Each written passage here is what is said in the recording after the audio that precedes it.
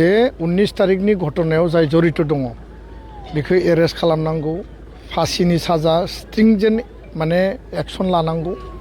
बेनि उनाव बे घटनानि सायाव उच्च पर्यायनि मोनसे तदन्त जानांगौ। राजा बिस्मित बिथांनि न'खरनो 20 लाख थाखा क्षतिपूरण होनांगौ। बिथांनि बिसि 1 बोसोरनि सासे उन्दै हिनजावसा गथ' दङ, बिथांनि बिसिनो साख्रि होनांगौ क्षतिपूरणजों लोगोसे। प्रभात ब्रह्म, जागिराज ब्रह्म बिथांमोननो जि इन्जुरि जाना दं बिनि क्षतिपूरण होनांगौ। शान्ति परिबेश नर्मेलिसि लाबोफिननायनि थाखाय प्रशासना दायित्व लानांगौ। बेखौबो जोङो डिसि पंकज चक्रवर्तीखौ जोङो फुंबिलियाव मेम'रेन्डाम होनानै सावरायदों। सानैसो मिसक्रियेन्ट जायफोर कालप्रिट्स, बे कालप्रिट्सआ राजा बिस्मितखौ दाउ अमा बायदि सिथारदों, मा कारनाव सिथारदों तदन्त जानांगौ। बिनि सायाव सिथारग्रानि सायाव एक्शन जानांगौ। 19 तारिखनि घटनायाव जाय जड़ित दङ बेखौ एरेस्ट खालामनांगौ, फासिनि साजा स्ट्रिंजेन्ट माने एक्शन लानांगौ। बेनि उनाव बे घटनानि सायाव उच्च पर्यायनि मोनसे तदन्त जानांगौ। राजा बिस्मित बिथांनि न'खरनो 20 लाख थाखा क्षतिपूरण होनांगौ। बिथांनि बिसि 1 बोसोरनि सासे उन्दै हिनजावसा गथ' दङ, बिथांनि बिसिनो साख्रि होनांगौ क्षतिपूरणजों लोगोसे। प्रभात ब्रह्म, जागिराज ब्रह्म बिथांमोननो जि इन्जुरि जाना दं बिनि क्षतिपूरण होनांगौ। जे जायफोरनि न'आ खामाखै बिथांमोना गोख्रै थांफिननांगौ, कारन न'आव थायाबा दा दाउ अमा हांसो सेरखाय बेरखाय जानानै दङ, न'नि कुनु माने सिस्टेम गैया, कारेन्ट जोंनानै दङ। बेफोरखौ जत्न लायैफिनाबा बेयाव आरोबाव सिखाव सिथोब बायदिसिना हाबाफारि जागोन। गतिके दिनै हरसेखौ आइजोफोरा जोंना बिमाफोरा थायोबाबो हौवा मानसिफोरा जायगा जाथाय आरो दाख्लैनि जाथाय।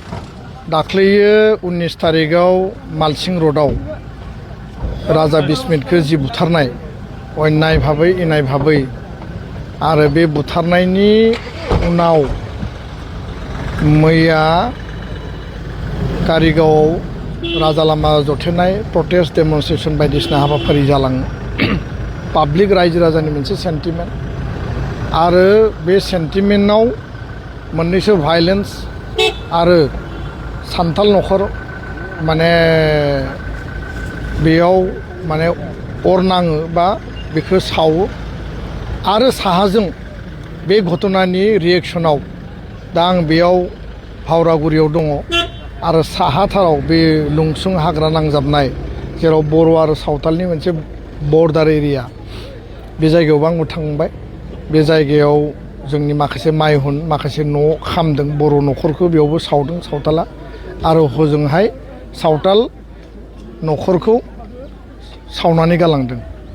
दा बे गासै जाथायखौ दिनै फुंबिलिनिफ्राय फार्स्ट जोङो दिनै दुलाराय बर' फरायसा आफाद हिसाबै डिसिनो जों मेम'रेन्डाम होदों जे 19 तारिखनि घटनायाव जाय जड़ित दङ बेखौ एरेस्ट खालामनांगौ, फासिनि साजा स्ट्रिंजेन्ट माने एक्शन लानांगौ।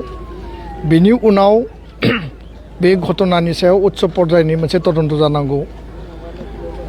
राजा बिस्मित बिथांनि न'खरनो 20 लाख थाखा क्षतिपूरण होनांगौ। बिथांनि बिसि 1 बोसोरनि सासे उन्दै हिनजावसा गथ' दङ, बिथांनि बिसिनो साख्रि होनांगौ क्षतिपूरणजों लोगोसे। प्रभात ब्रह्म, जागिराज ब्रह्म बिथांमोननो जि इन्जुरि जाना दं बिनि क्षतिपूरण होनांगौ। बे गासै जोङो मेम'रेन्डामखौ होनानै शान्ति परिबेश नर्मेलिसि लाबोफिननायनि थाखाय प्रशासना दायित्व लानांगौ। बेखौबो जोङो डिसि पंकज चक्रवर्तीखौ जोङो फुंबिलियाव मेम'रेन्डाम होनानै सावरायदों। बिनि उनाव फैनानै जोङो लोगो हमफैबाय राजा बिस्मितनि न'खरनि बिनि आंगो बिसि आरो बिनि बिफा बा बिहाव बिथांमोनखौ जों लोगो हमफैबाय। लोगो हमनानै जोङो गासै खोथाखौ सावरायबाय, न'खराव खबर लाबाय, दुखुथिया न'खरजों जोङो बाहागो लाफाबाय, आरो न्याय आरो जास्टिसनि थाखाय एबसुआ हाबा मावलांगोन जों बे खोथाखौ स्पष्ट बुंनानै फैबाय।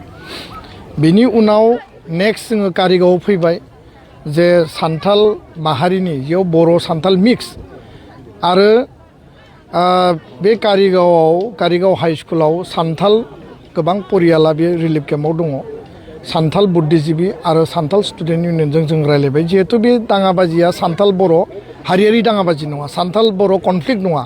बे जाबाय सानैसो मिसक्रियेन्ट जायफोर कालप्रिट्स, बे कालप्रिट्सआ राजा बिस्मितखौ दाउ अमा बायदि सिथारदों मा कारनाव सिथारदों तदन्त जानांगौ बिनि सायाव सिथारग्रानि सायाव एक्सन जानांगौ खिन्थु हारियारि दाङाबाजि बियो नङामोन नाथाय मैया जि मोनसे प्रटेस्ट बा मोनसे घटना बेयाव भाइलेन्स जानायनि थाखाय सावथाल न'आ खामनायनि थाखाय बिसोर बेयाव थाफैबाय बिथांमोनखौ जों लोगो हमदों जे सान्तिनि थाखाय जोङो बयबो सावरायदों आरो नैबे भावरागुरियाव प्राय 10 खान गामिनि हाजारनिबो बारा बर' परियालफ्रा दिनै बे लांदां अख्राङाव बेयाव खुनु तिरपालबो गैया सोरबा दख'ना सोंनानै सोरबा प्लास्टिक सोंनानै थादों बेयाव खुनु दा बेबस्था गैया बिथांमोना गिनानै खारबोदों आरो प्राय 8-10 घरसो बेयावबो सावदों साहानिफ्राय फैनानै दा बेयाव जों खबर लाफैबाय सावनाय जायगाखौबो आङो स्वयं गावनि मेगनजों नायहैबाय गासै एसेसमेन्ट सिकिउरिटि डिप्लयमेन्टनि थाखाय डिसिखौ जों खावलायनाय बायदियै आरो मैयानिफ्राय जोङो भालनारेबल आरो पार्टिकुलार जेराव जेराव सिकिउरिटि नांगौ जेराव सावथाल बर' आइसोलेटेड प्लेसेस बिनि थाखाय जोङो मैयाबो जों लिस्ट हरदों आरो बेबायदि दा साहा बेयाव सिकिउरिटि फर्स दङ पुलिस होनाय जादों दा बेखायनो जों खावलायदों जे जायफोरनि न'आ खामाखै बिथांमोना गोख्रै थांफिननांगौ कारन न'आव थायाबा दा दाउ अमा हांसो सेरखाय बेरखाय जानानै दङ न'नि खुनु माने सिस्टेम गैया कारेन्ट जोंनानै दङ बेफोरखौ जत्न लाहैफिनाबा बेयाव आरोबाव सिखाव सिथोब बायदिसिना हाबाफारि जागोन दा बेखायनो जायखिनि खालामनो हायो दा बेखायनो जोङो थांफिननांगोन नेनांगोन प्रटेक्सन होनांगोन पुलिसाबो प्रटेक्सन होनांगोन जिबन आरो सम्पतिनि निरापत्तानि माने सार्थआव आरो बे रिलिफ केम्पआव जिखिनि साफिसियेन्ट जिखिनि मेटेरियेल नांगौ जोंनि बेयाव उन्दै गथ'फोर दङ बिमाफोर दङ बैसोगोरा माने बोराय बुरै दङ बिथांमोननि केयारनि थाखाय प्रसासनखौ जों खावलायदों आरो क्षतिपुरननि थाखाय जिखिनि बेबस्था लानांगौ खोथाया मोनसेल' जोङो नर्मेलिटि लाबोनांगौ सान्ति परिबेस लाबोफिननांगौ आरो जोंनो साफिसियेन्ट सिकिउरिटि नांगौ पार्मानेन्ट आउटपस्ट नांगौ होननानै दाबि होदों